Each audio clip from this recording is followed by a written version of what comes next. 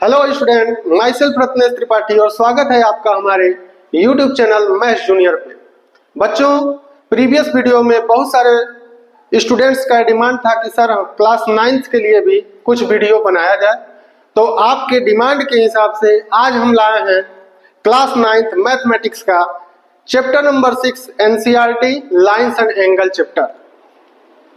तो अभी जो फिलहाल में समय चल रहा है बच्चा, वो आप लोग का पेपर का चल रहा है।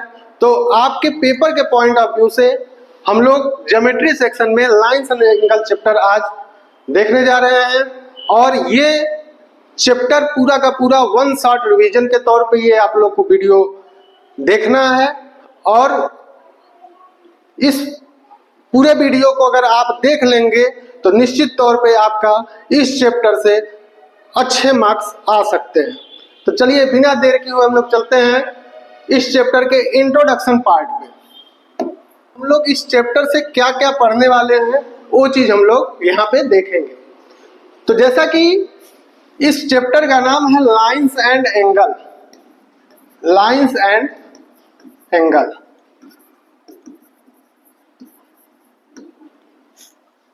तो बच्चा देखो, लाइन्स यहाँ पे इस चैप्टर को दो पार्ट में डिवाइड किया गया है। पहला पार्ट है लाइन और दूसरा पार्ट है एंगल्स। इसको हम लोग अभी के लिए एंगल ही रखते हैं। तो लाइन्स सबसे पहले हम लोग इस चैप्टर में देखेंगे कि लाइन्स क्या होता है, फिर उसकी प्रॉपर्टी समझेंगे और उसके बाद सेकेंड पार्ट हम लोग देखेंगे इस चैप्टर में एंगल। बेसिकली इस पूरे चैप्टर में अगर हम कहें कि लाइंस की बात करें तो यहाँ पे सिर्फ और सिर्फ इसका डेफिनेशन, टाइप ऑफ लाइंस और प्रॉपर्टी के बारे में यहाँ पे अपने सिलेबस में बताया है। जबकि आपको 80% क्वेश्चन इस एंगल और लाइंस में कॉम्बिनेशन में क्वेश्चन इसके बनते हैं। तो यहाँ पे जो हम लोग ये चैप्टर देखेंगे उसमें लाइंस क्या होते हैं, कितने टाइप के लाइंस होती हैं, नेचर ऑफ लाइंस क्या होते हैं, और भी जो लाइंस की प्रॉपर्टियां हैं उसको देखेंगे। उसके बाद सीधे हम लोग आएंगे एंगल्स पे। तो जैसा कि आपके इंट्रोडक्शन में पहला पार्ट लाइंस पे ही है, तो यहाँ पे हम लोग इस लाइंस को देखेंगे। तो लाइंस में देखो, अगर सबसे पहले हम बात करें कि लाइंस होता क्या है, तो लाइन का मतलब क्या होता है बेटा? लाइन का मतलब होता है कि जिसका कोई स्टार्टिंग ना हो और ना कोई एंड हो, मतलब जिसका आदि अंत ना हो, उसे क्या कहते हैं? लाइन कहते हैं। क्या कहते हैं? लाइन। जिसका न तो स्टार्टिंग पॉइंट हो और ना ही एंड पॉइंट हो, तो उसको क्या कहते हैं? लाइन। तो देखिए, एक लाइन हम इस स्क्रीन पर बना दे रहे हैं। इस लाइन का नाम, अगर लाइन आपको बोला जाएगा तो लाइन को आप कैसे लिखोगे? सपोज करो ये ए है और ये बी है, तो इस लाइन को आप क्या लिखेंगे? A B.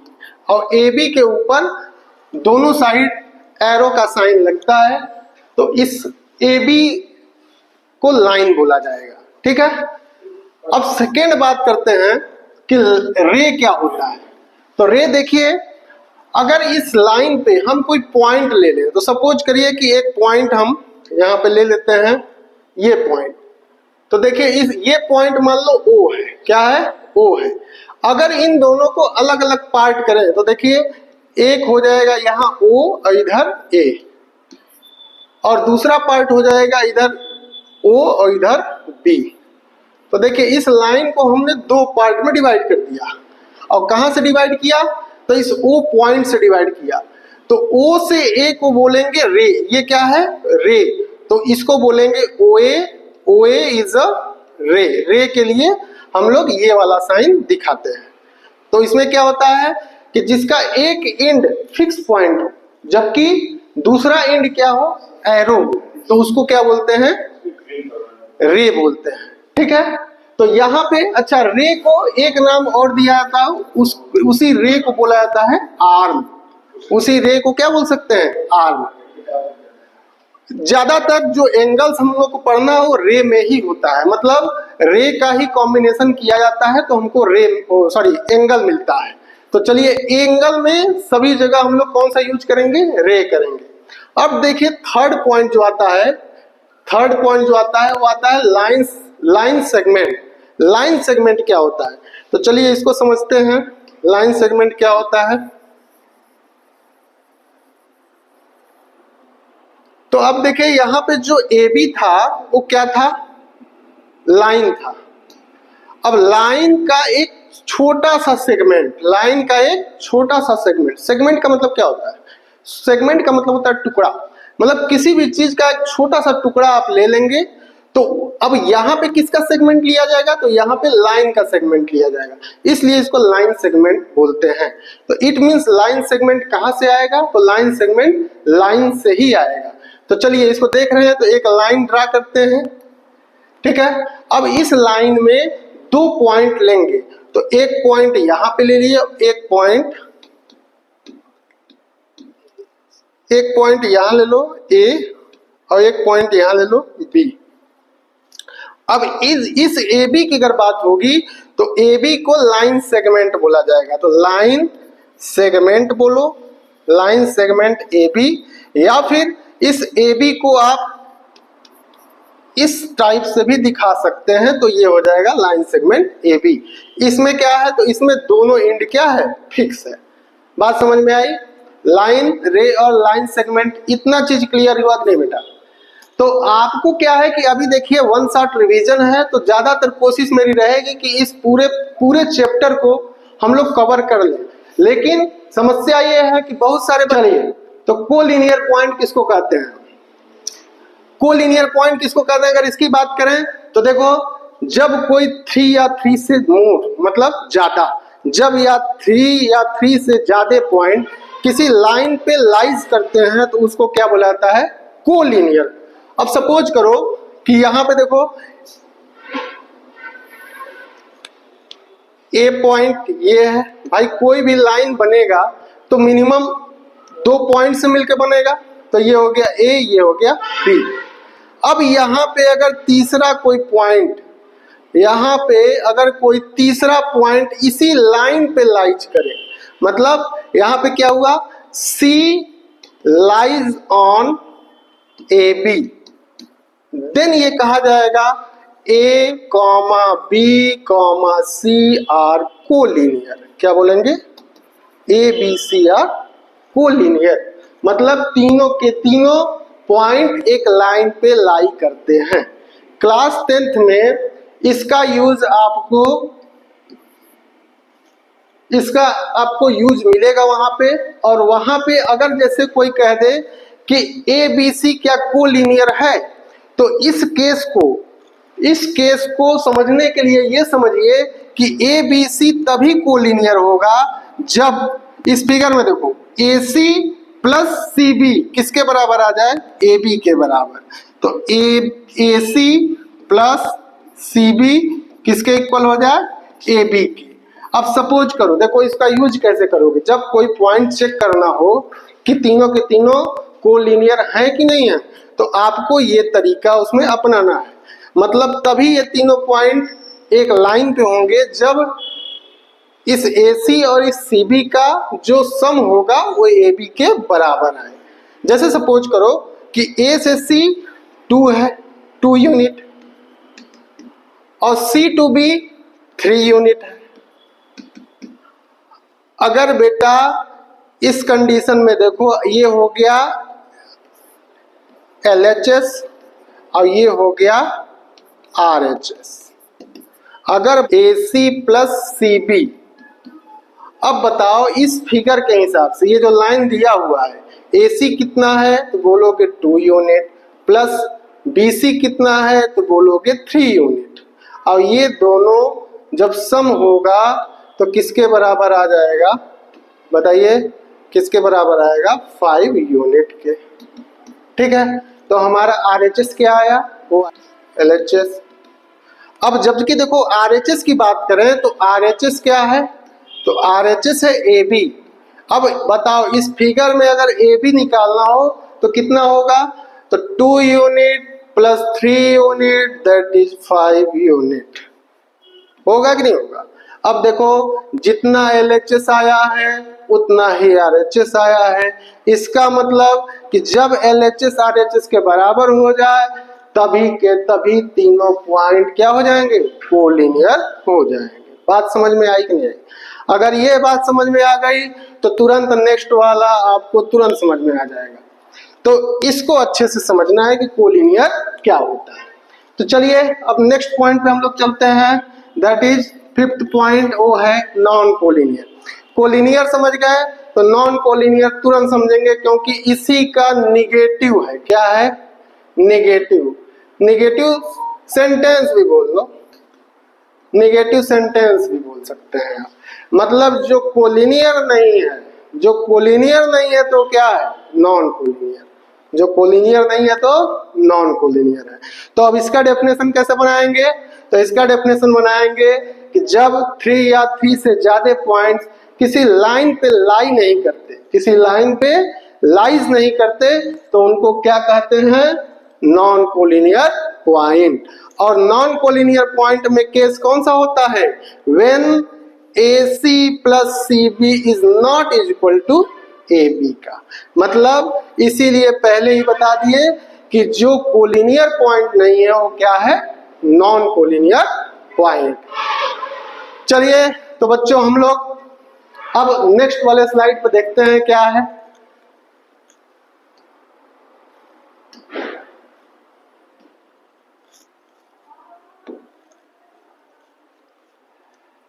अब हम लोग बात करते हैं एंगल्स की। किसकी? ये आपका नेक्स्ट है एंगल। एंगल की बात हम लोग करेंगे। एंगल क्या होता है बताइए जल्दी से, एंगल क्या होता है? तो आप बोल सकते हैं कि जब किसी दो रे को एक ही पॉइंट पे फिक्स कर दिया जाए, जैसे देखो ये है OA और ये है OB, ये 2 रेज है बेटा, है कि नहीं है बताओ? बात समझ में आ रही है? रे क्यों है? क्योंकि वन एंड इसका फिक्स है और दूसरा सेकेंड एंड क्या है, फिक्स नहीं है। इसी तरह सेम वे में ये भी है। तो OA एंड OB आर रे। OA और OB क्या है, यहाँ पे रे है। अब जब दो रे को एक पॉइंट पे क्या कर दिया जाता है, फिक्स कर दिया जाता है। जैसे सपोज करिए कि यहाँ पे इसका सिस्टम तो काम कर नहीं रहा है, चलिए इसको हम लोग जो है इधर ही खींच के लाते हैं। इस OA को आप इस OA को पकड़ के इस OB के साथ लगा दीजिए, तो जो ये रीजन आ रहा है उसी को कहते हैं एंगल। क्या बोलते हैं, एंगल। तो देखो O को O पे फिक्स कर दिए और यहाँ पे क्या था, ये A है और यहाँ क्या था, B है। तो ये OA और OB को एक एंड पे जब फिक्स कर दिया जाए तो वहां से हमको क्या मिलता है, एंगल मिलता है। क्या मिलता है, एंगल। तो when two rays is concentric on a fixed point that can angle be found, तब एंगल मिल सकता है। तो इस तरीके से हमको एंगल पता चल गया। अब देखिए हम लोग बात करते हैं कि एंगल कितने टाइप के हो सकते हैं। तो एंगल कितने टाइप के हो सकते हैं इसकी बात करेंगे। टाइप ऑफ एंगल कितना हो सकता है, तो एंगल को कितने टाइप से हम लोग अलग अलग कर सकते हैं, इसकी वो कैटेगरी देखेंगे। तो चलिए सबसे पहले आप लोग क्लास 6 में पढ़े होंगे, बताइए एक्यूट एंगल। एक्यूट एंगल बताओ, एक्यूट एंगल किसको कहते हैं? जब दो रे के बीच में 90 डिग्री एंगल से कम जो है एंगल हो तो उसको क्या बोलते हैं, एक्यूट एंगल। तो व्हेन एंगल बिटवीन टू रे लेस देन 90 डिग्री, जैसे ये एक रे OA है और एक रे OB है। अब दो रे के बीच में जो थीटा एंगल है वो theta angle less than 90 degree हो। थीटा एंगल क्या हो, लेस देन 90 डिग्री हो। तो उस केस में क्या होता है, थीटा, ये जो एंगल होगा वो एक्यूट एंगल कहलाएगा। तो when theta will be less than 90 degree then angle will be, इसको सही कर लो भाई, यहाँ पे एंगल लिख दीजिए, angle will B acute angle. इतनी बात समझ में आई? ये चीज ऑलरेडी आप लोग क्लास 6, 7, 8 में पढ़े होंगे, और जो नहीं पढ़ा होगा वो अब पढ़ लेगा, क्योंकि अब हम लोग वन शॉट रिवीजन करने जा रहे हैं। और ये चीज डिटेल में आप लोग को जो अगला जो है रिकॉर्डिंग बनेगा उसमें जो है ये क्लास आपकी पूरी की पूरी जो होगी वो पर्टिकुलर चैप्टर पे होगी, और उस समय आपको इसको डिटेल में बताया जाएगा। ठीक है, अभी चूंकि वन शॉट वीडियो रिवीजन का बन रहा है, इसलिए थोड़ा सा हम लोग ओवरव्यू ले रहे हैं कि बच्चे जो अभी तक कुछ भी नहीं पढ़े हैं, अभी तक केवल तफरी मारे हैं, तो कम से कम इस 10-15 दिन में जो आपके एग्जाम के पहले का टाइम है, बहुत सारे बच्चों का जो है एग्जाम हो भी रहा होगा, लेकिन जिनका भी अभी तक एग्जाम नहीं हुआ उनके लिए संजीवनी का काम करेगा। ठीक है, तो प्लीज लास्ट तक वीडियो देखिएगा, और अच्छा लगे तो उसको लाइक सब्सक्राइब जरूर करिए। बाकी जो भी हमसे कमी हुई होगी आप लोग कमेंट सेक्शन में जाके कमेंट कर सकते हैं। तो चलिए हम लोग आगे आते हैं। तो एक्यूट एंगल हो गया। अब दूसरा बताइए क्या आप लोग पढ़े हैं? एक्यूट एंगल, ये फर्स्ट हो गया एक्यूट एंगल। दूसरा बताइए। तो देखिए पहला एंगल हो गया कि आपका जो है 0 डिग्री से स्टार्ट होगा और 90 डिग्री तक आप चले जाइए। वो सारे मतलब 90 डिग्री इक्वल टू 90 डिग्री तक नहीं जाना है, 90 डिग्री से छोटा होना चाहिए, 89 डिग्री तक। वो सभी के सभी एंगल क्या होंगे? तो सभी के सभी एंगल एक्यूट एंगल होंगे। अब हम लोग 90 डिग्री की बात करें कि भाई जब थीटा 89 डिग्री था तब तक वो क्या था? Acute angle. लेकिन जैसे ही थीटा इक्वल टू कितना हुआ? 90 डिग्री हो गया। जैसे ही थीटा इक्वल टू कितना हो गया? 90 डिग्री हो गया। तो अब जब थीटा इक्वल टू 90 डिग्री होगा, when theta equal to 90 degree, तब वो क्या बोला जाएगा? तो तब वो बोला जाएगा क्या? Right angle. क्या बोला जाएगा? Right angle. बात समझ में आई? तो सेकेंड क्या हो जाएगा? Right angle. बेटा चाहे तो इसको थोड़ा सा हम लोग फिगर भी बना के देख सकते हैं, लेकिन अभी फिलहाल में हम लोग रिवीजन कर रहे हैं, इसलिए थोड़ा सा जल्दी जल्दी इसको समझेंगे। थर्ड चलिए, अब थीटा क्या है? थीटा क्या है कि 90 डिग्री से ज्यादा है, तो थीटा की वैल्यू क्या है? 90 डिग्री से ज्यादा, लेकिन 180 डिग्री से कम है। तो 180 डिग्री से क्या है? कम है। इसको कम कर लीजिए, 180 डिग्री से कम है। तो यहां पे ये समझना है कि व्हेन थीटा की वैल्यू 90 डिग्री और 180 डिग्री के बीच में लाई करेगा तो वो एंगल क्या होगा? तो उस एंगल को आप लोग जानते हैं ऑब्ट्यूज एंगल। कौन सा एंगल? Obtuse angle. ठीक है, नेक्स्ट आते हैं। तो बताइए फोर्थ क्या है? अब देखिए हम लोग 0 डिग्री से उठ के कहां पहुंच गए? 179 डिग्री। 180 नहीं, 179। लेस देन 180 का मतलब क्या होगा? 179 डिग्री। तो वहां तक समझ गए किसको क्या बोलना है। अब जैसे ही थीटा की वैल्यू 180 हो गई, जैसे ही थीटा की वैल्यू कितनी हो गई? 180 डिग्री हो गई, तो इसको क्या बोलेंगे बेटा? तो इसको बोलेंगे स्ट्रेट एंगल। Straight angle. अब ये हो गया थीटा इक्वल टू 180 डिग्री, तो क्या हो गया? Straight angle. ठीक है, अब 180 के ऊपर चलते हैं। तो 180 के ऊपर जब चलेंगे तो क्या आएगा बताइए? 180 के ऊपर जब चलेंगे तो क्या आएगा? तो इसके लिए हम लोग देखेंगे। तो देखिए थीटा की वैल्यू 180 से ज्यादा हो, 180 से क्या हो? ज्यादा हो, और 360 से कम होना चाहिए। 360 से क्या होना चाहिए? कम होना चाहिए। तो जब थीटा की वैल्यू 180 से लेके 360 डिग्री के बीच में हो तो उसको क्या कहते हैं बेटा? बताइए। उसको बोलते हैं रिफ्लेक्स एंगल। क्या बोलते हैं? Reflex angle. बात समझ में आ रही है कि नहीं? बहुत लोग तो ये अभी भूल गए होंगे, उनको बताना पड़ा है अभी। क्लास 9th में आके ये सारी चीजें आप लोग जो है क्लास 6 से आप लोग के सिलेबस में हैं। तो अब इन सब चीजों को अभी हम बहुत ज्यादा फोकस करेंगे, तो टाइम और आगे भी देना है। चलिए, हमारे पास फिलहाल में टाइम बहुत है और थोड़ा वीडियो बड़ा बनेगा, लेकिन इसको क्लियर करते चलेंगे, ठीक है। ये हो गया रिफ्लेक्स एंगल। अब देखो, अगर कहां तक पहुंचे, 360 से थोड़ा सा कम, मतलब 359 डिग्री तक हमको एंगल मालूम चल गया कौन कौन होता है, ठीक है। अब उसके बाद अगर exact theta is equal to 90 degree आ गया, सॉरी 360 डिग्री आ गया, तो इसको क्या बोलेंगे? 360 को बताओ।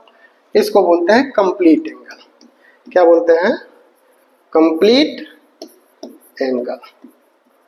तो यहाँ पे हम लोग 0 डिग्री से चले और कहाँ पहुंच गए? 360 डिग्री पे। तो इस तरीके से 0 से आके कंप्लीट हो गया। बात समझ में आई? तो ये टोटल हमारे टाइप्स ऑफ एंगल थे कि कौन से एंगल किसको क्या बोला जाता है, ठीक है। अब इसमें से कुछ पेयर में एंगल देखते हैं कि किसको क्या कहा जाता है। उस पेयर एंगल को हम लोग देखेंगे, क्योंकि वो भी इंपॉर्टेंट है। ये उनके लिए बेसिकली पढ़ाया जा रहा है जो अभी तक कुछ भी नहीं पढ़े हैं। ये उनके लिए पढ़ाया जा रहा है जो बच्चे थोड़ा मेहनत किए हैं और जिनको कुछ आता है, तो उनके लिए रिवीजन हो जाएगा। कॉन्सेप्ट से हट के नहीं जाएंगे बेटा। कॉन्सेप्ट आपको देंगे, बाकी तो आप खुद से करेंगे। इस तरीके से आपको यहाँ पे लाइन अप किया जाएगा। कॉन्सेप्ट खुद से आप लोग को दिया जाएगा, वहां से आप लोग रिस्पॉन्स देंगे, ठीक है। तो अब नेक्स्ट देखते हैं हम लोग। अब यहाँ पे बात करते हैं कॉम्प्लीमेंट्री एंगल और सप्लीमेंट्री एंगल के। तो कॉम्प्लीमेंट्री एंगल क्या होता है, सबसे पहले ये समझते हैं। कॉम्प्लीमेंट्री एंगल क्या होता है?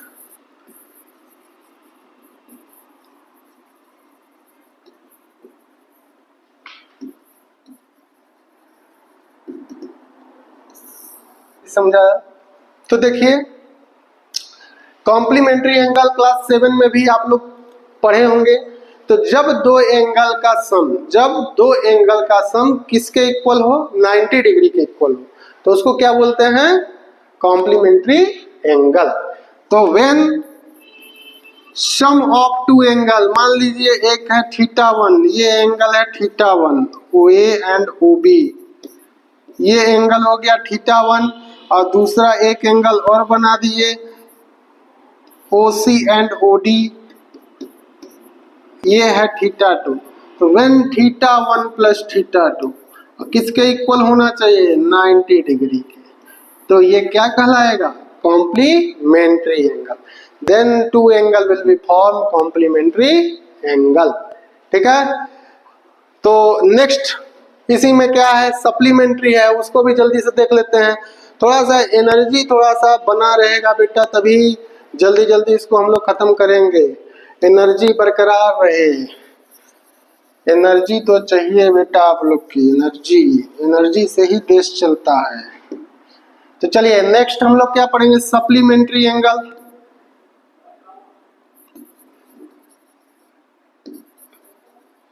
Supplementary angle.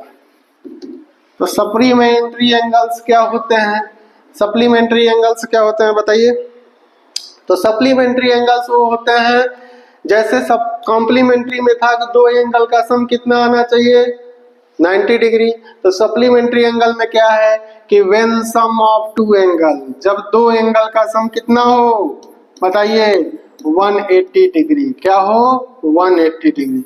तो उन पेयर ऑफ एंगल्स को क्या कहेंगे? Supplementary angle. बात समझ में आई कि नहीं आई?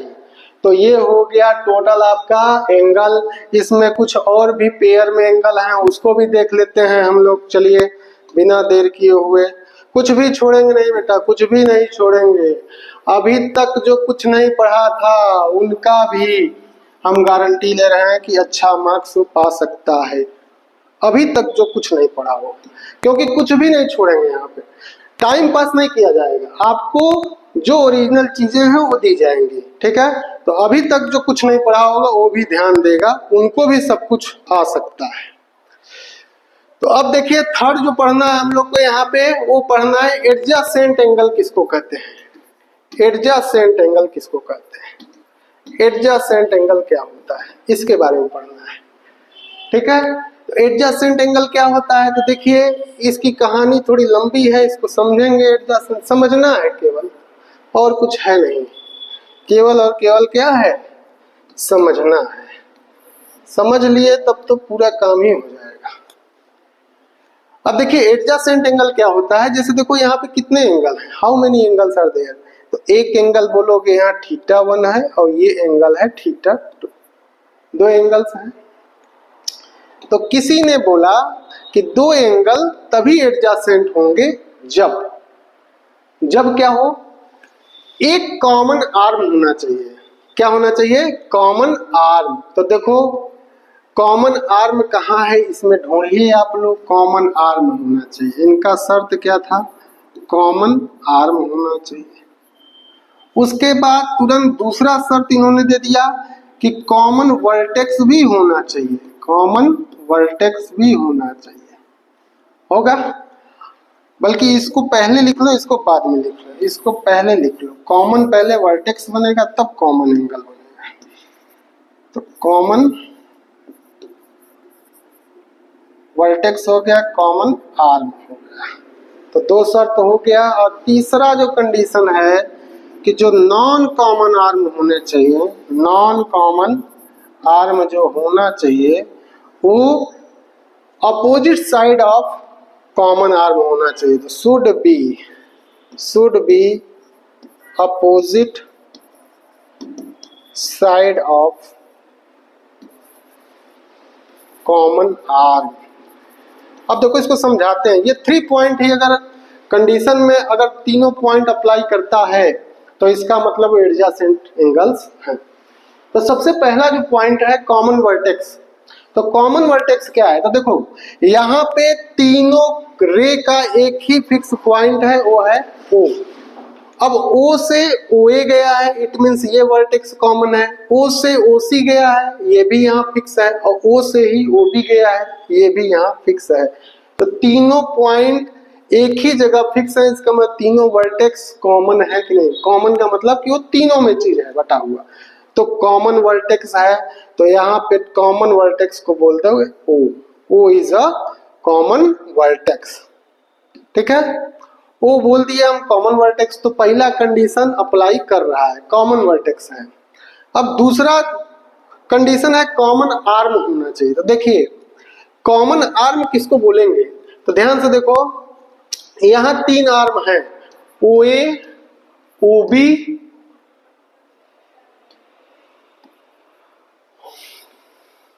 OB and OC। ये 3 आर्म्स आपके पास हैं यहाँ फिगर में देखो। अब इसमें से कॉमन आर्म कौन सा है, तो देखिए अगर बात करें हम OA की, तो OA सिर्फ और सिर्फ एंगल बना रहा है, तो वो OC के साथ बना रहा है। किसके साथ, OC के साथ।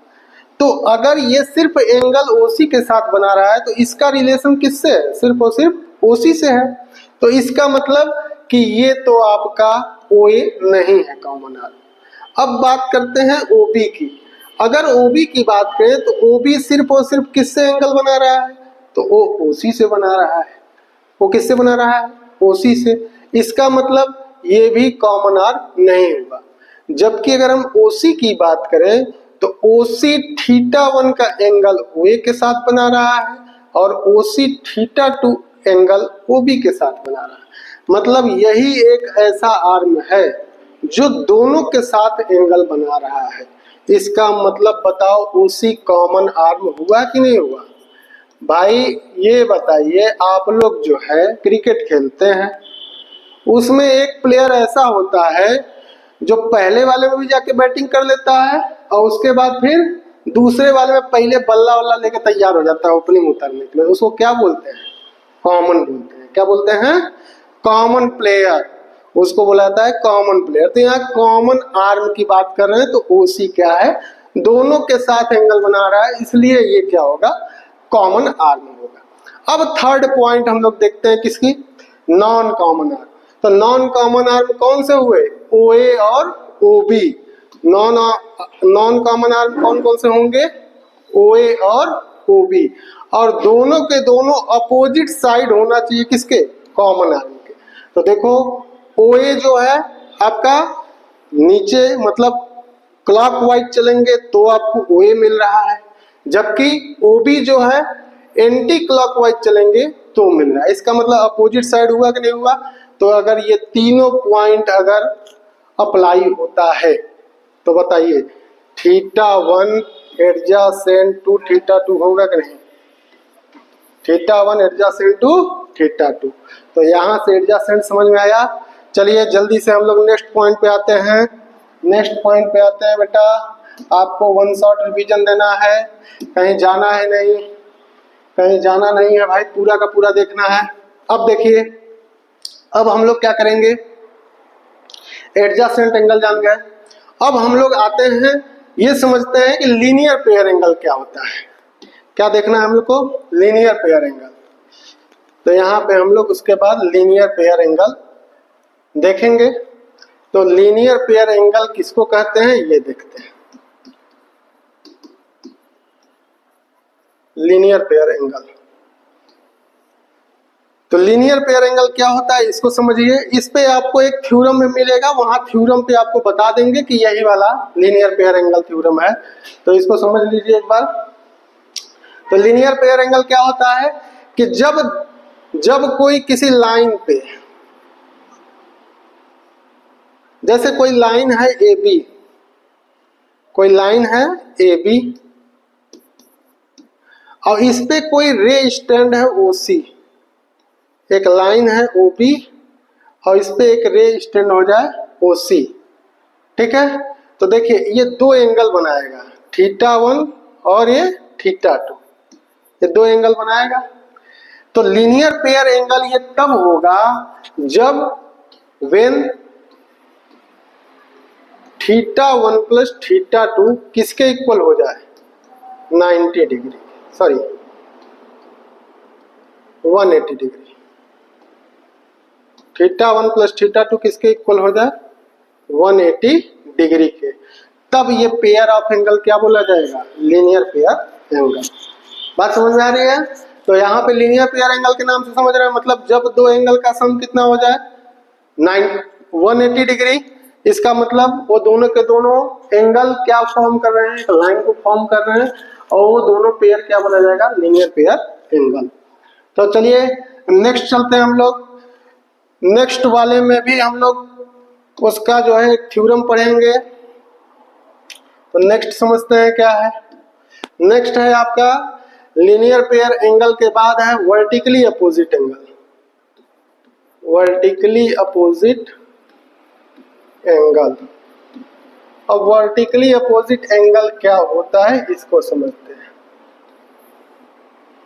वर्टिकली अपोजिट एंगल, तो देखिए वर्टिकली अपोजिट एंगल कब आता है, तो जब दो लाइन एक दूसरे को इंटरसेक्ट करती हैं। जैसे मान लो ये L1 है और ये लाइन L2 है, ये दोनों लाइंस एक दूसरे को जब किसी पॉइंट पे इंटरसेक्ट करेंगे तो उसको क्या बोलेंगे, तो उस समय क्या आएगा, वर्टिकली अपोजिट एंगल आएगा।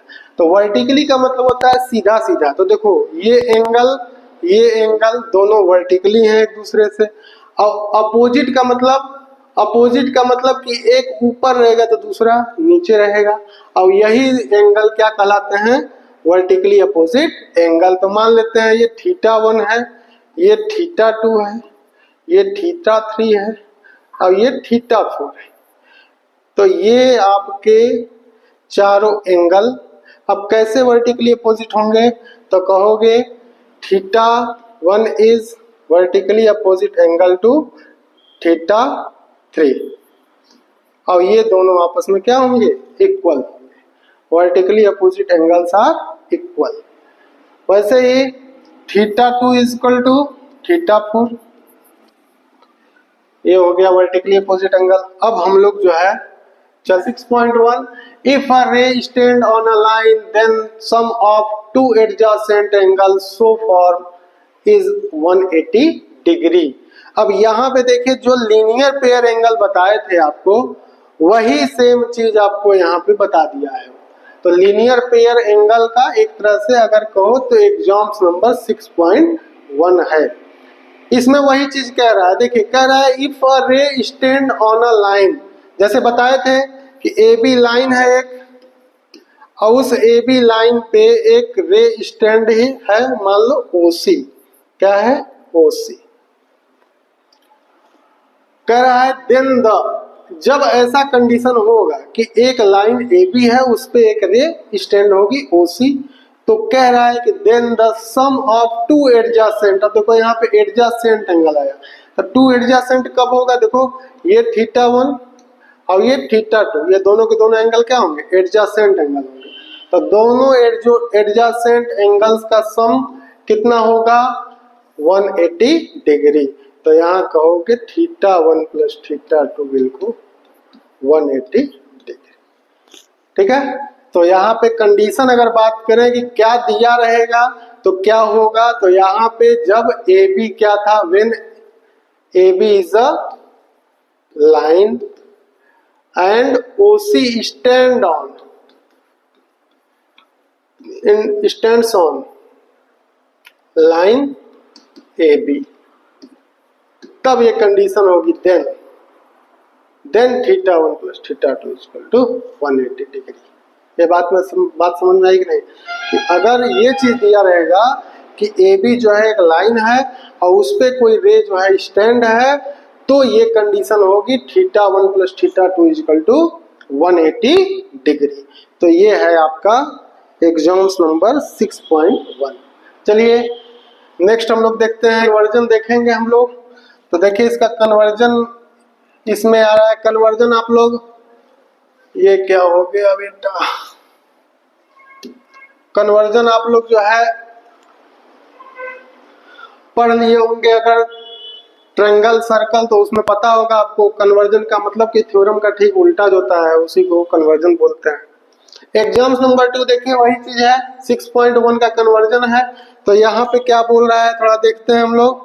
तो यहाँ पे बोल रहा है उसी का उल्टा करना है, जैसे वहां पे जो इफ वाला था कंडीशन, यहाँ पे देन वाले में आ जाएगा, मतलब जो वहां गिवन था यहाँ आ जाएगा, जो प्रूफ किया जाता है जो प्रूफ करने के लिए था वहां पे गिवन हो जाएगा, यही कन्वर्जन है इसमें। तो देखिए उसी का ठीक उल्टा हो जाएगा, if the sum of two adjacent angle is 180 degree. देखो अगेन ए बी लाइन है, अगेन ए बी क्या है लाइन है, और इस पे कोई एक रे ओसी स्टैंड है। अब देखिए इसमें कैसे क्वेश्चन करा, अब यहाँ पे एडजेसेंट एंगल होगा तो ये हो जाएगा θ1 और ये हो जाएगा θ2। अब इसमें क्या कर रहा है कि अगर if the sum of two adjacent angle, तो sum of two adjacent angle क्या होगा, तो इफ θ1 प्लस θ2 इन दोनों का सम कितना हो जाए 180 डिग्री, तो ये किसके इक्वल हो जाए 180 डिग्री। देन तब non common arm of the angle form a line, तो जो नॉन कॉमन आर्म होंगे, तो बताओ नॉन कॉमन आर्म से कौन सा होगा, ये OB होगा, कौन सा होगा बताओ, ये OB होगा नॉन कॉमन आर्म, और OA होगा। तो OA OB मिलके क्या करेंगे, एक लाइन फॉर्म करेंगे। तो फॉर्म अ लाइन का मतलब कि then AB is a straight line बोल सकते हो या लाइन बोल सकते हो, AB इज अ लाइन। यही है एग्जाम 6.2। तो बच्चों एनर्जी लेवल डाउन नहीं होना चाहिए, हम लोग को पूरा का पूरा ये वन शॉट रिवीजन देखना है, ठीक है, और बिना स्किप किए हुए पूरा वीडियो देखेंगे तभी अच्छे समझ में आएगा। चलिए बिना देर किए नेक्स्ट पॉइंट पे चलते हैं हम लोग। तो ये आ गया आपका थ्योरम 6.1। तो थ्योरम 6.1 में देखिए क्या है, कह रहा है if two lines intersect each other, two lines intersect each other then the vertically opposite angles are equal. जो हम लोग ऑलरेडी अभी वर्टिकली अपोजिट एंगल में पढ़े थे। इसमें क्या है फिर से एक बार देख लो, कुछ भी चीज छूटे ना। तो यहाँ पे दो लाइंस हैं, मान लो L1 है, ये है L2, L1 और L2 दो लाइंस हैं, to intersect each other intersect each other then vertically opposite angles are equal। तो देखो इंटरसेक्ट कर रही है एक दूसरे को, तो ये एंगल इसके बराबर होगा, ये बताए थे, और ये एंगल किसके बराबर होगा, इसके बराबर। तो यहाँ पे θ1, θ2, θ3 और θ4, अगर ये 4 एंगल हैं तो यहाँ पे θ1 इक्वल टू θ3 हो जाएगा और θ2 इक्वल टू θ4 हो जाएगा। तो वर्टिकली अपोजिट एंगल क्या होते हैं, इक्वल होते हैं। नेक्स्ट स्लाइड में चलते हैं हम लोग। नेक्स्ट स्लाइड आपका थ्योरम है, ये भी देख लेते हैं। बेटा आप लोग का नेक्स्ट वीडियो जो भी होगा चैप्टर पे, वो जो है आप लोग को पहले तो पूरे का पूरा इंट्रोडक्शन इसको बताया जाएगा, मतलब वन शॉट में आपका टोटल चैप्टर में क्या रिवीजन करना है, क्या मेन पॉइंट्स है उसको कवर करना होगा। फिर उसके बाद हम लोग सारे चैप्टर्स का 10 क्वेश्चन जो है, जिसमें जितना बड़ा सिलेबस, जिसमें जितना बड़ा क्वेश्चन होगा, जितना एक्सरसाइज होगा, उस हिसाब से किसी चैप्टर में 5 क्वेश्चन, किसी चैप्टर में 10 क्वेश्चन, वो चीज हम लोग नेक्स्ट जो है वीडियो में देखेंगे। तो एक तरीके से 2-2 वीडियो बना के 2-2 वीडियो में करके सारा चैप्टर एक बार रिवाइज हम लोग कर लेंगे। आपका अभी ज्योमेट्री 6 चैप्टर हो जाएगा, उसके बाद 7 होगा, सर्कल होगा, तो ऐसे करके सभी चैप्टर्स का हम लोग 2-2 वीडियो 3-3 वीडियो में रिवीजन कर लेंगे। ठीक है, रिवीजन का मतलब कि बेसिकली यहाँ पे यही नहीं है कि सिर्फ और सिर्फ आपको रिवीजन कराया जा रहा है, यहाँ पे आपको रिवीजन के साथ साथ इम्पॉर्टेंट क्वेश्चन जो कि पेपर में जनरली आपके स्कूल में पूछा जाता है, उसको भी कवर किया जाएगा। ठीक है, तो पहले वीडियो में आपको पूरा का पूरा हम लोग वन शॉट रिवीजन कराएंगे, जितने टॉपिक्स हैं उसको कवर करेंगे, और नेक्स्ट वीडियो में आपको उसके टॉप 5 या टॉप 10 क्वेश्चन, जिसका जैसा स्ट्रेंथ रहेगा जिस चैप्टर का, उस हिसाब से हम लोग उसके लिए नेक्स्ट वीडियो बनाएंगे। तो आप लोग अगर अभी तक चैनल को सब्सक्राइब नहीं किए हैं तो चैनल को सब्सक्राइब करें और बेल आइकन जरूर प्रेस करें, ताकि जो भी वीडियो जो हो वो सबसे पहले आप तक पहुंचे। तो चलिए नेक्स्ट हम लोग देखते हैं थ्योरम 6.6। इस थ्योरम में क्या बोला है, तो lines which are parallel to same line. अब देखो स्टेटमेंट को अच्छे से समझना है। इसमें क्या है, बोल रहा है कि लाइंस विच आर, देखो भाई मेरा साथी आदमी जो है थोड़ा सा बोर हो रहा है, बोल रहा है कि बहुत लंबा वीडियो जा रहा है, तो चलिए अब हम लोग बहुत जल्दी इसको खत्म करने वाले हैं। ठीक है, लेकिन अभी ये खत्म नहीं होगा, इसका नेक्स्ट वीडियो बहुत जल्दी आएगा, तो वहां पे आपको सारे important question lines and angle के मिलेंगे। तो ये आपका लगभग लास्ट पॉइंट है, इसको अच्छे से देख लीजिए। इस थ्योरम में क्या बोल रहा है, lines which are parallel to same line. अब यहाँ पे देखो बोल रहा है लाइंस का मतलब कि यहाँ पे प्लूरल फॉर्म है, 2 लाइंस है, तो 2 लाइन है, तो एक लाइन यहाँ बना लिए, एक लाइन यहाँ बना ली। ठीक है, इसको बोल दिए हम L1, इसको बोल दिए L1, इसको बोल दिए L2। अब बोल रहा है कि lines which are parallel to the same line. अब ये दोनों जो लाइन है वो दोनों किसी लाइन के पैरेलल हैं, तो अब एक थर्ड लाइन आएगा। तो मान लीजिए थर्ड हम दूसरे कलर से बनाते हैं इसको, ये हो गया आपका थर्ड लाइन L3। तो यहाँ देखिए क्या बोला है कि लाइंस मतलब इन दोनों लाइन की बात कर रहा है, which are parallel to same line, मतलब ये दोनों पैरेलल है इसी सेम लाइन से। ठीक है, इनका कंपैरिजन, इन दोनों लाइन का कंपैरिजन किससे हो रहा है, इस थर्ड लाइन L3 से हो रहा है।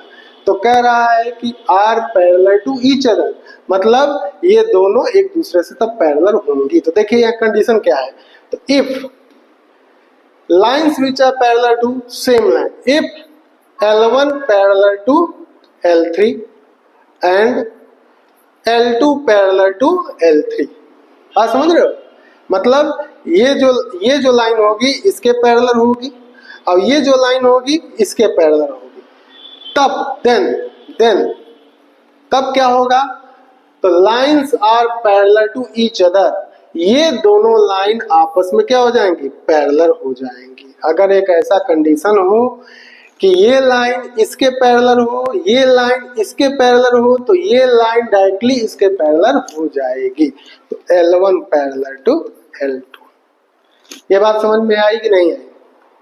समझ में आई? अब बेटा इस पे बहुत सारे क्वेश्चन आपके बनते हैं और इसको बहुत अच्छे से समझेंगे। तो देखिए अब इस पे क्वेश्चन कैसे बनते हैं। तो जो क्वेश्चन आपके बनेंगे वो क्वेश्चन कैसे बनेंगे वो तो जरा देखिए। जैसे सपोज करो सिर्फ और सिर्फ दो लाइन की बात करते हैं। अगर दो लाइन पैरेलल हैं, L1 parallel to L2, L1 parallel to L2, तो अगर दो लाइन पैरेलल है तो ये तो हो गया आपका कि पैरेलल वाला केस हो गया। और एक केस है कि जब दो लाइन पैरेलल ना हो, when L1 parallel to L2, और एक केस आ जाएगा when L1 is not parallel to L2। जब L1 L2 के पैरेलल नहीं होगा तो कंडीशन कैसी होगी? नॉन पैरेलल की। मतलब नॉन पैरेलल अगर लाइन होंगी तो क्या होंगी? इंटरसेक्टिंग होंगी। ये तो बात समझते हैं ना? कोई भी लाइन अगर पैरेलल नहीं है तो क्या है? इंटरसेक्टिंग है। तो दो कंडीशन आएंगी। इस वाले कंडीशन में हमेशा कितने एंगल मिलते हैं? 4 एंगल, θ1, θ2, θ3 और θ4। यहाँ पे कितने एंगल मिलेंगे? तो यहाँ पे कोई एंगल नहीं मिलेगा। इस पैरेलल वाले लाइन में कोई भी एंगल हमको नहीं मिलता है। कब तक? जब तक कि एक थर्ड लाइन, ट्रांसवर्सल लाइन इसको बोलते हैं। क्या बोलते हैं? इस थर्ड लाइन को मान लो हम बोल रहे हैं T, और इस T को बोलते हैं ट्रांसवर्सल लाइन। ट्रांसवर्सल लाइन बोलते हैं इसको। जब दो पैरेलल लाइन को एक ट्रांसवर्सल लाइन कट करती है तो कितने एंगल आते हैं? तो यहाँ पे टोटल 8 एंगल आएंगे। यही इंपॉर्टेंट है आपको। एंड θ1 नहीं लेना है तो 1 2 भी सीधे बोल सकते हो। इसको सीधे 1 2 लिखो। 1 2 3 4 5 6 7 8। इधर 7 ले लो, इधर 8 ले लो। ये 8 एंगल बनेंगे। किस एंगल को क्या बोलते हैं ये चीज आप लोग को जानना जरूरी है। नहीं जानते होंगे जल्दी से इसको जान जाइए क्या बोलते हैं। चलो देखो, अब ट्रांसवर्सल के सेम साइड में ये वाला एंगल एक बाहर और ये वाला एंगल एक अंदर, इन दोनों एंगल्स को बोलते हैं करेस्पॉन्डिंग एंगल। क्या बोलते हैं? Corresponding angle. ठीक है, इन दोनों एंगल को क्या बोलते हैं? Corresponding angle. अब देखो, अगर मान लो अब दूसरे कलर से यूज कर दें इसको, एक एंगल यहाँ है और एक एंगल यहाँ है, तो इस ट्रांसवर्सल के ये एंगल जो है इंटीरियर एंगल की बात हो रही है। ये भी लाइन के अंदर है और ये भी लाइन के अंदर है। तो इन दोनों एंगल्स को क्या बोला जाएगा? इन दोनों एंगल्स को बोला जाएगा alternate interior angle, AIA short form में लिखते हैं। अल्टरनेट इंटीरियर एंगल, ये एंगल और ये एंगल, मतलब ट्रांसवर्सल के एक उस साइड का इंटीरियर एंगल और ट्रांसवर्सल के एक इस साइड का interior angle, alternate interior angle हो जाएगा। अब उसके बाद क्या होगा? अब देखो, करेस्पॉन्डिंग एंगल हो गया, अल्टरनेट इंटीरियर एंगल हो गया। अगर हम ट्रांसवर्सल के सेम साइड में इस एंगल की और इस एंगल की बात करें, सेम साइड में ट्रांसवर्सल ये है तो इस एंगल की बात करेंगे, इस एंगल की बात करेंगे, तो ये एंगल बुलाता है को इंटीरियर सम। को इंटीरियर एंगल भी बोल सकते हैं, को इंटीरियर एंगल सम बोल सकते हैं। ठीक है, और ये हमेशा जब पैरेलल का केस होता है तो उस समय ये दोनों एंगल का सम हमेशा क्या होता है? हमेशा 180 डिग्री होता है। ये चीज जानते रहिए। ठीक है, अब नेक्स्ट कितने एंगल हो गए? करेस्पॉन्डिंग हो गया, अल्टरनेट इंटीरियर एंगल हो गया, को इंटीरियर एंगल हो गया। अब क्या बचा? तो देखो वर्टिकली अपोजिट एंगल हो गया। तो देखो यहाँ पे अगर देखा जाए ध्यान से तो एक लाइन ये है, दूसरी लाइन ये है, ये दोनों लाइन एक दूसरे को यहाँ कट करें तो बताओ ये एंगल इस एंगल के बराबर होगा कि नहीं होगा? बिल्कुल होगा, क्योंकि ये क्या कौन सा एंगल है? Vertically opposite angle. तो ये हो गया आपका टोटल एंगल जो कि आपको पैरेलल वाले केस में ये जानना चाहिए। ठीक है, तो इस पे हम लोग बहुत सारे क्वेश्चन जो है करते हैं, और एनसीईआरटी के अलावा ये सब क्वेश्चन आपके प्राइवेट बुक से भी पूछी जाती हैं, क्योंकि इस पे ज्यादा न्यूमेरिकल बनता है। तो इसको हम लोग कुछ क्वेश्चन जो है अलग से भी देखेंगे, साइड बुक से भी देखेंगे, और बाकी जो है एनसीईआरटी का तो मान लीजिए क्वेश्चन हम लोग इम्पोर्टेंट के बेस पे लेके चलेंगे।